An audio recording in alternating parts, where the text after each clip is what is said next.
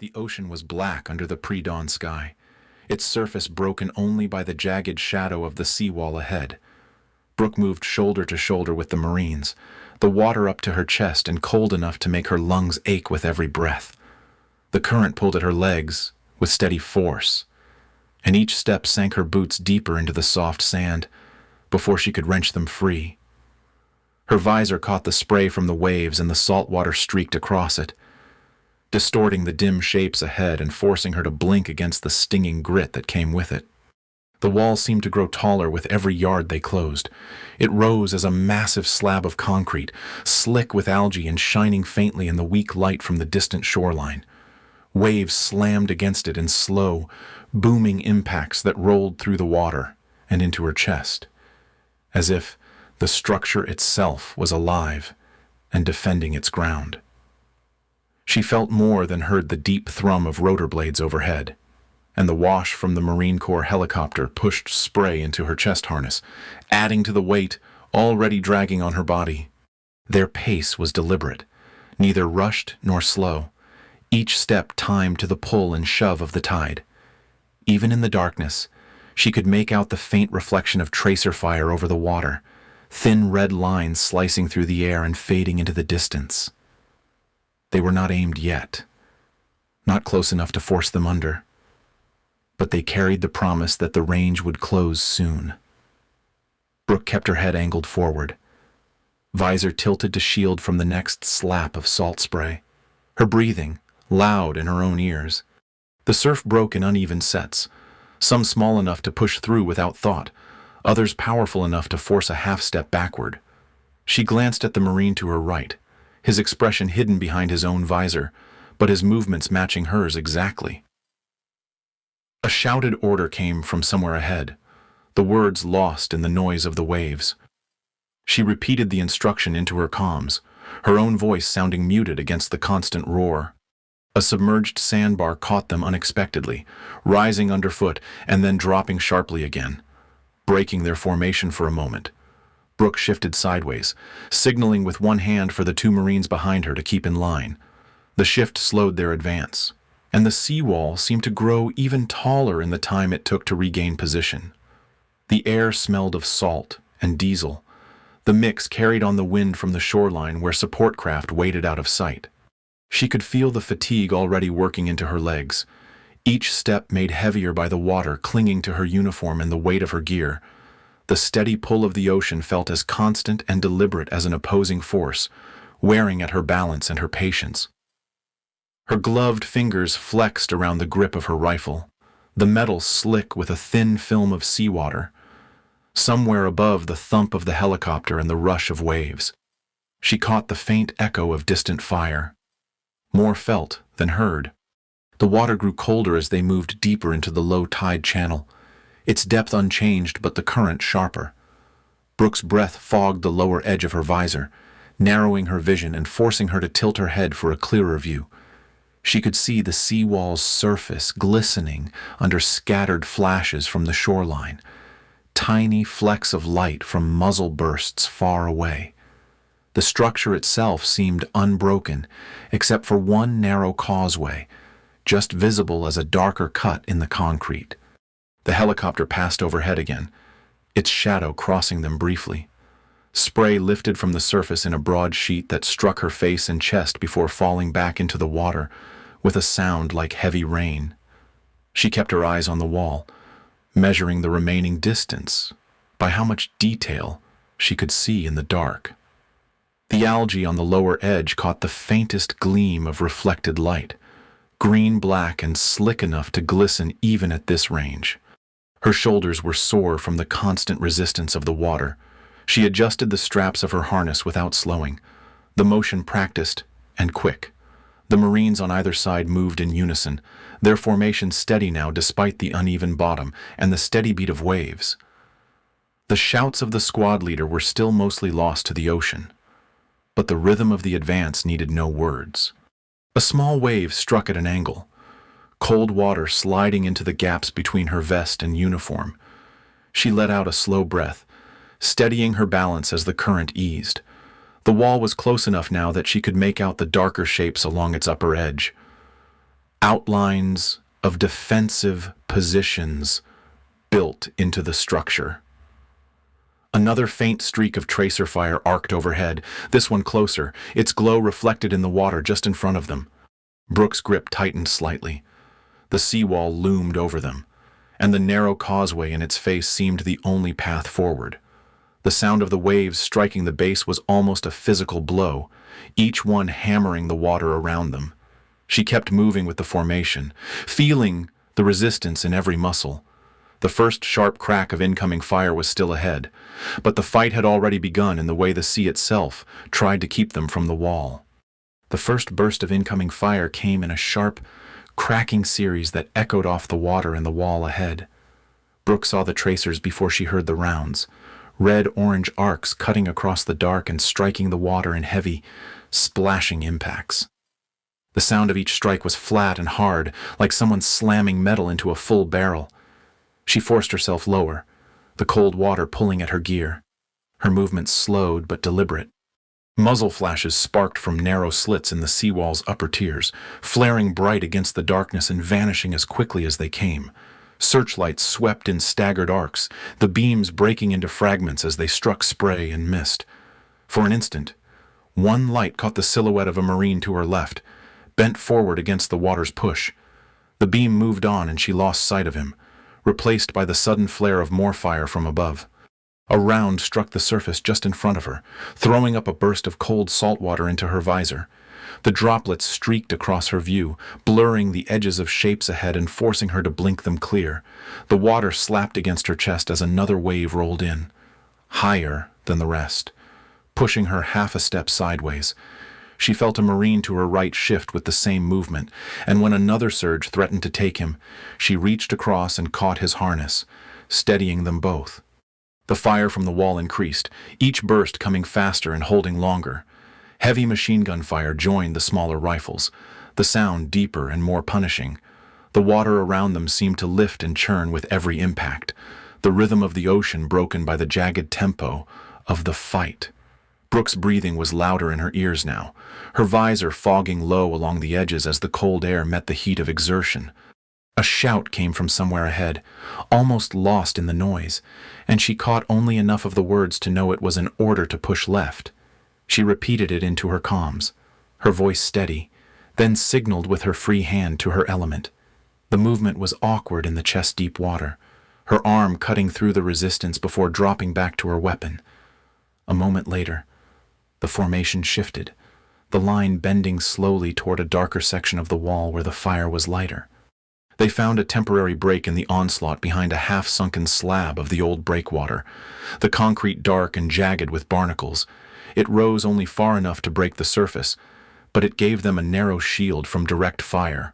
Water surged and broke against it in bursts, throwing spray over the top to splash down on them again. Brooke crouched low behind it, feeling the sting of salt water and grit running down her neck under the edge of her helmet mount. Sparks burst from a section of wet rebar nearby as another volley struck, the fragments falling into the water with faint hissing sounds. Brooke risked a glance around the edge of the slab, catching sight of a gunner's muzzle flash high on the wall. The flash faded, replaced by the shadow of the firing slit as the enemy shifted position. She dropped back behind the concrete, pressing into it as another round of fire rattled over the water. The noise was constant now, a mix of surf, gunfire, and the muffled drone of the helicopter still circling overhead. Each sound layered into the other until it was impossible to tell where one ended and the next began. Waves still struck them at uneven angles, forcing constant micro-adjustments just to keep balance. She felt the pull in her thighs and shoulders, the ache building from both the cold and the weight of the fight. The squad leader's voice came again, sharper this time, calling for suppression on the upper right firing slit. Brooke relayed it without delay, her own tone clipped and even. Marines to her left leaned out from behind the slab, sending controlled bursts upward. The return fire slackened for a moment, enough for her to check their distance from the nearest potential approach point. Searchlights swept again, one beam flashing across the top of the slab and catching the spray falling around it.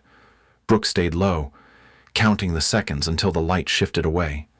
Her visor caught another round of droplets, each one scattering the faint glow of the tracers into streaks. The air smelled strongly of wet metal and salt, and every inhale carried the taste of brine. Another burst from the wall struck close, the rounds hitting the water so hard they seemed to push it back toward them. Brooke could feel the shock through her chest harness, as if the impacts were striking a solid surface. She checked the Marines on her flanks, saw their nods in the dim light, and leaned out just long enough to assess the wall again. There, near the far edge of the slab's cover, she saw it, a narrow section of the wall where the rebar showed through in a jagged opening. It was not wide enough for a group to rush, but it was an opening all the same. The firing from that section was lighter, only scattered bursts rather than the sustained machine gun fire hitting other points. She traced the path in her mind, a short push from their position, exposed for several seconds at most. The slab gave them only partial shelter, but if the suppression was timed right, it would be enough. She ducked back down as another burst cut low over the water, the tracers glowing briefly in her peripheral vision.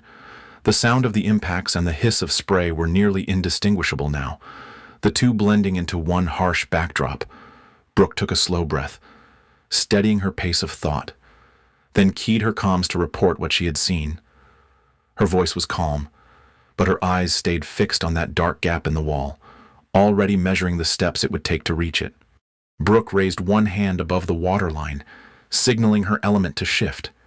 The breach lay ahead, a dark opening no wider than a doorway, partially filled with twisted rebar and sandbags slick with salt water. The tide had climbed to her waist, each step dragging at her legs like a deliberate hand pulling her back. The surf was louder here, crashing against the wall with a heavy, rhythmic force that swallowed the sound of their breathing and the clipped bursts of gunfire overhead. She moved first, angling toward the gap while keeping low. Enemy fire cut across from the upper tiers, striking the water in hard, splashing bursts that sent cold spray into her visor. The droplets blurred her view and scattered the glow from tracers into faint streaks, forcing her to tilt her head for clearer sight. Every step was a battle against the current, the water pulling at her hips while the sand shifted under her boots. Hand signals passed down the line as the Marines adjusted their spacing. The surf caught her side and shoved her toward the wall, the concrete grazing her shoulder. Above, a muzzle flash bloomed from a firing slit, sparks showering down as rounds hit the rebar near the breach. The sound was sharper here, each impact ringing off the wet metal and cutting through the deeper roar of the ocean. She reached the barnacled ledge and set one boot on it, the rough surface scraping through the fabric as she shifted her weight upward. Her wet gloves bit into the cold edge of the wall, the concrete scraping her palms even through the material. A Marine behind her braced her movement, one hand on her harness, steadying her as she pulled herself higher against the force of the water. The rebar blocked her direct path, jagged and bent at awkward angles.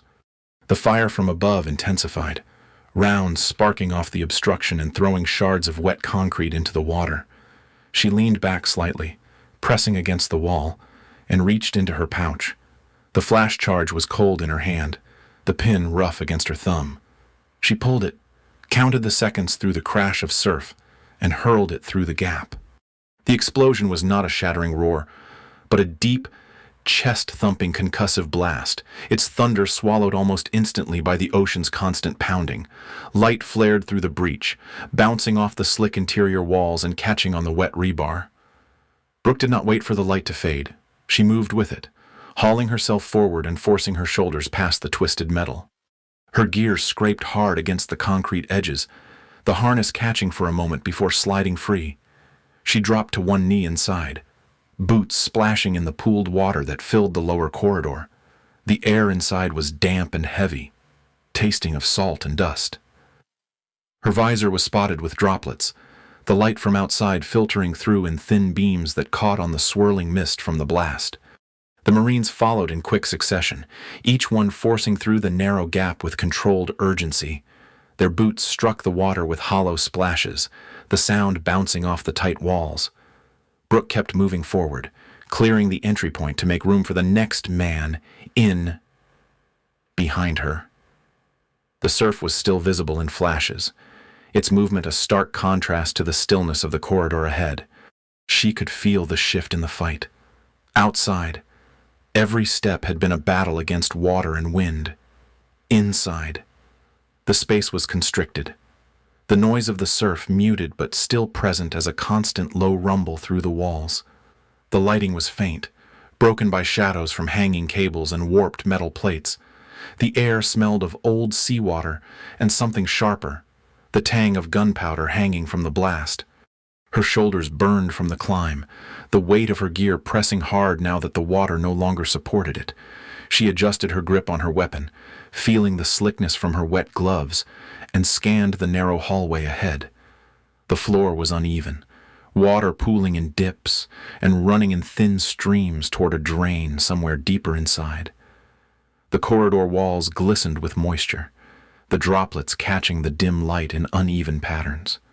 The last Marine pushed through the breach, pausing only to check back through the gap before turning inside. Brooke gave a quick hand signal to move deeper, her voice still unnecessary in the confined space. The sound of movement was amplified in the corridor. Every step and splash echoing off the concrete. The narrowness forced them into a single file, the walls close enough that her elbows occasionally brushed the wet surface. Muffled shouts came from somewhere farther ahead, distorted by the structure. She could not tell if they were enemy voices or the echo of her own team's movement.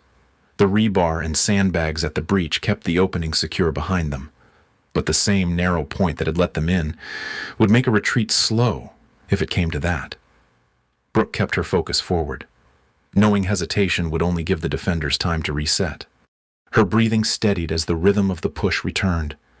The flash charge's afterimage still flickered faintly at the edges of her vision, but her steps stayed sure. They had made it through the breach. Now the fight would be in the tight interior, where the ocean's force was replaced by the crushing weight of the walls themselves. Ahead, the corridor angled slightly upward, the shadows growing thicker. She adjusted her pace, ready to meet whatever waited beyond the next bend. The corridor pressed in on both sides, concrete slick with condensation and glistening under the dim spill of light from the breach behind them. Every footstep splashed in the pooled water, the sound sharp in the confined space and carried forward in hollow echoes, but Brooke could still hear the surf, a deep, rolling rumble that came through the walls like the pulse of something alive. The air was heavy and cool, carrying the smell of wet stone, rusted metal, and the faint sting of powder. The first barricade appeared within moments, a haphazard wall of welded scrap, crates, and broken piping. Muzzle flashes burst from gaps in the pile, their light throwing short-lived shadows that leapt across the walls and ceiling. Ricochets cracked in quick bursts, fragments ringing off the slick surfaces before hissing into the water at their feet. Brooke kept low, feeling the ache in her thighs from the earlier push through the tide, and motioned two Marines to angle fire into the right-hand side of the barricade. Her own weapon was slick in her grip, wet gloves making her fingers shift slightly on the trigger guard. The enemy's fire was short and rapid, enough to force them to move methodically rather than rush. Brooke caught the eye of the Marine on her left and gave a short, silent nod. He leaned out, sent a burst into the gap, and pulled back just as a round smacked the wall where his head had been. Steam drifted upward from their soaked uniforms in the cold air, curling around their gear and vanishing into the dimness above. Dust floated in thin veils from impacts along the wall, mixing with a salt mist that seeped from unseen cracks in the structure. Brooke could feel the weight of the ocean pressing above them in those drops, each one falling with the slow rhythm of the waves. She shifted her stance, rolling her shoulders against the growing stiffness, then raised two fingers and pointed forward. A grenade went in low, the dull thump of its detonation muffled by the barricade's bulk. Shouts followed, some close, some deeper inside, all distorted by the hard surfaces. Brooke moved first, stepping over the broken crates and twisted metal as water splashed up her shins. The next stretch of corridor was narrower still, the walls close enough that her rifle barrel occasionally brushed them. Another burst of fire came from ahead, this time from a secondary barricade set back from a corner. The defenders had chosen choke points well, forcing attackers into exposed angles. Brooke signaled for suppression, then slid her back to the wall and edged toward the corner. Ricochets snapped close. The sharp metallic sound amplified until it seemed to fill the entire space. She waited for a lull, then stepped into view long enough to fire and pull back. The smell of powder was stronger now, the air warmer from the heat of repeated bursts in such tight quarters. Marines behind her moved forward in steady sequence, their footfalls measured against the need to keep the corridor covered. Brooke kept her gaze moving, scanning walls, floor, and ceiling alike for hazards. Overhead, water dripped from a crack in a concrete seam, each drop hitting the floor with a quiet, steady sound beneath the chaos. The second barricade gave way under sustained fire, defenders pulling back toward another bend. Brooke advanced immediately, boots striking shallow puddles as she moved past the wreckage. A muffled boom from deeper inside shook loose another light fall of dust from the ceiling. The walls seemed to lean closer in the dimness. The space ahead filled with the rattle of shifting debris and the slap of boots on wet concrete. She caught sight of the partially collapsed stairwell just beyond the bend. It rose sharply to the left, its metal frame warped, and the railing bent down toward the floor. One side was blocked halfway up by a spill of broken concrete and twisted rebar. But the opening was wide enough for a single person at a time. Brooke signaled with her hand, splitting the team, one element to press the main corridor, another to climb the stair and flank from above. The climb was awkward, the footing uneven and slick. Brooke's hands caught the cold railing for balance, the wet metal biting into her gloves. Each step made her shoulders throb from the earlier climb through the breach, but she pushed upward without pause. The sound of gunfire ahead shifted as the two elements closed from different angles, the defender's rhythm breaking. At the top of the stairwell, she stepped over the rubble and emerged onto a narrow platform above the corridor. Through a grated section of flooring, she could see the main barricade's rear position and the defenders crouched behind it. Brooke signaled to the Marines with her, then fired through the grate, the sudden angle catching the enemy off guard. The answering bursts from the main corridor hit a second later, cutting their cover in two. The defenders broke within moments, scrambling back toward another stair that led upward. Brooke descended quickly to rejoin the main line, her boots striking water again with a heavy splash. The corridor ahead was momentarily clear, the only sounds the drip of seawater and the fading echoes of retreating boots. The air still carried the noise of the ocean through the walls, a steady reminder that the fight was happening beneath its constant weight. She kept the team moving, not allowing space for hesitation. Fatigue sat heavy in her legs, but the steady rhythm of movement pushed it aside. Ahead, the corridor widened toward the base of the main stair to the upper deck. The defenders had not given up the wall. They had simply fallen back to a higher position. Brooke tightened her grip, adjusted her visor, and led the way toward the vertical push that waited above. The final stairwell opened to the night air, and Brooke stepped out onto the upper platform with the Marines close behind. The space felt vast compared to the narrow corridors below, yet every angle seemed exposed. The ocean was on one side, the harbor on the other, and distant muzzle flashes already marked enemy positions across the water. The wind cut hard against her, carrying salt spray that clung to her face and gear. Beneath her boots, the deck was slick with seawater and algae. Each step had to be placed with care, the surface treacherous even without the threat of fire.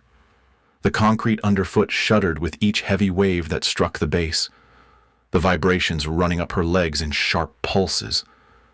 The air was colder here, the open space allowing the wind to strip away the body heat built in the fight below. She scanned quickly, marking the comms relay mast at the far end of the platform.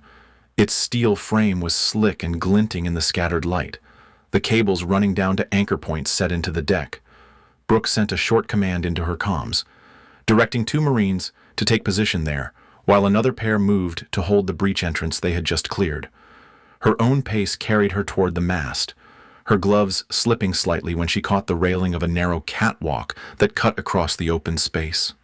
Tracer fire arced overhead from the far side of the harbor, the lines of light bright against the black water before fading into the dark. She ducked instinctively as the rounds smacked into the seawall's upper edge, the sound flat and heavy against the concrete. The wind whipped her visor, the spray beating on its surface and blurring the glow of the tracers into faint streaks. Her shoulders ached from the climb, each movement reminding her of the weight she carried. Reaching the mast, she checked the mounting bolts and cables, then signaled the Marine with her to cover the approach. The air here smelled of rust and salt, the metal warm where it had been exposed to fire earlier. From this vantage, she could see the line they had crossed to get here, the churned foam in the surf, the debris still rolling in the waves, and the faint light of tracers skipping low over the water. The image was clear and stark, a reminder of how little had been guaranteed when they began. The first shots of the counterattack came without warning from a squat, dark shape tucked against the far wall.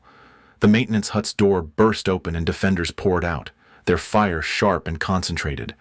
Brooke dropped low, the rounds snapping overhead and smacking into the mast with a metallic clang. She called the contact into her comms and shifted right, using a low section of railing as partial cover. Marines on the breach side returned fire immediately, their bursts chewing into the hut's outer wall. The defenders moved fast, using the hut's blind side to close the distance. Brooke rose in a quick motion, firing into the lead attacker before dropping back into cover as return fire struck the railing.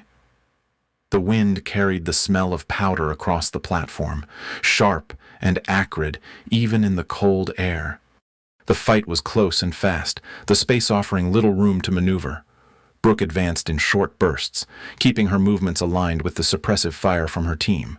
Her boots slipped once on the algae-slick surface, and she caught herself on the mast's frame before pushing forward again. The defenders began to falter under the combined pressure, their return fire growing scattered.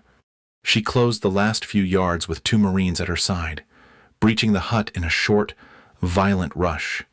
Inside, the air was damp and stale, the floor wet from spray that had found its way through cracked seams.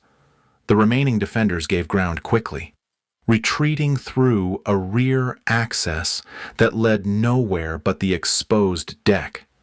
Within moments, the fire had ceased, leaving only the sound of the wind and the relentless surf below. Brooke stepped back out into the open air, scanning for movement across the harbor. The distant positions still glowed faintly with sporadic fire, but none of it was directed at them now. She gave the all-clear over comms, her voice steady, then watched as the Marines tightened their positions around the mast and the breach entry. The platform was theirs, but the openness left no illusion of safety.